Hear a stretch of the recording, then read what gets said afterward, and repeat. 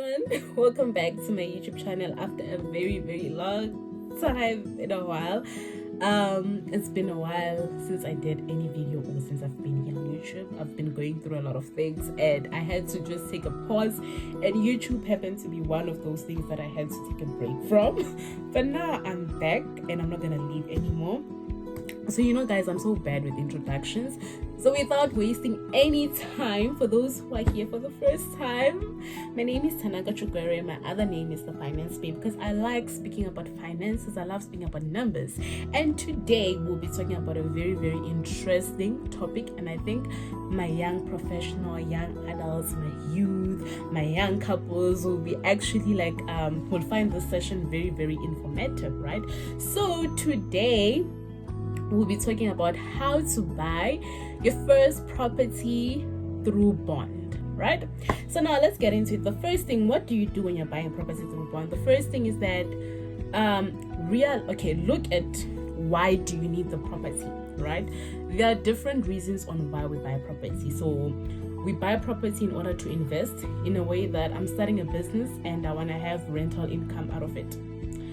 Some buy property because they want to buy property, then 6 months later, a year later, they sell it and make more money or make more profit. Some we buy property with the means that, okay, I'm gonna live there with my family. So all those factors, they are very important because they will help you to make the right decision. Meaning that if I'm buying property in order for me to put tenants and get rental income, I need to make sure that whatever that I spend on that property on a monthly basis does not exceed what I actually receive from it, right? Number 2, get in contact with a bond originator. So who is a bond originator? A bond originator is the middleman between you and the borrower. The borrower is the bank. So the bond originator negotiates or speaks to the bank on your behalf to say, Tanaka wants to buy a house. How much are you willing to give in order to buy the house? That is the bond originator. Now, how do you contact them? So you can search online. So there's Uber Home Loans, there's SA Home Loans. So when you contact the bond originator, they normally need, if you're applying as a single person, they normally need your contract, 3 months pay slip, 3 months bank statement, your ID, if you're a South African citizen. If you're not, your passport, your work permit. Then if you're self-employed, they need your 6 months bank statement. If you're a married couple, married in community of property, they will also need your spouse's details. If you're applying maybe with a girlfriend, boyfriend, sister, brother, they would also need his documents in order to perform all the necessary checks that they have to do. So once you submit all those things, fill up your form, they will come back to you. They will run a pre-assessment qualification for you. Then they will come back to you and say, oh, okay, Tanaka, we've done the assessment for you and you qualify for 600,000 home loan. They will give me a certificate. Once you have that certificate in your hand, or the PDF copy, soft copy, what you then now do, you then start going on property 24. You now search for something within the range that you pre-qualified for. So I'd look, okay, I see a 400,000 2-bedroom apartment. Once you see that, now what do? You contact the estate agent who advertised the property, arrange for viewing. So what some estate agents do is that they will ask you that, do you have the qualified home buyer certificate? Right? The reason they do that is because they're avoiding a situation whereby they're wasting their time taking you to view a property that you don't even qualify for. So if you provide them with your qualified certificate, it also gives them assurance that, okay, there is a chance that this thing is going to go through. If you don't have it, then they don't even know if you do qualify for it or not, because some people waste estate agents' times and be like, no, it's out of faith, I'm believing God for it. They work on time, guys. Yes, I know we believe on God. I also believe in God. I also have faith, but at the end of the day, they work on time. You can't be wasting people's time. So now, once you set up your appointment with the agent, you go and view the property. So these are the questions you ask, right? You ask if it's a sectional title. Sectional title are your apartments, your townhouses, your complexes. You ask the following questions. How much are the monthly levies? Are there any special levies? ask to see the complex or the body corporate's financials. It's very, very important, guys. It's important because if that complex is doing very bad financially, it's gonna affect you.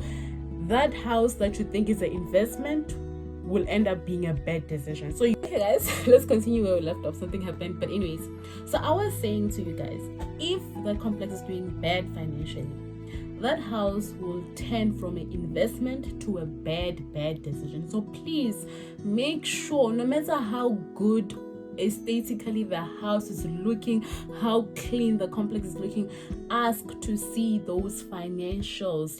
So when you get the financial pack, look at how much the complex has in the bank, look at what they owe, their liabilities, look at how many owners are in areas, because it's going to help you to see, okay, we're doing well. If the complex is in areas with the municipality, they're going to switch off your electricity and you live in the dark.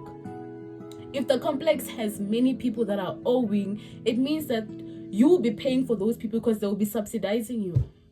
If the complex has like 80 units and they only have 10,000 in their bank account, it means that the moment you have an issue with your geyser, they won't be able to pay for it. Any maintenance that the body corporate should do on your behalf, they won't be able to pay for it because they don't have money. They won't be able to pay the municipality, the security.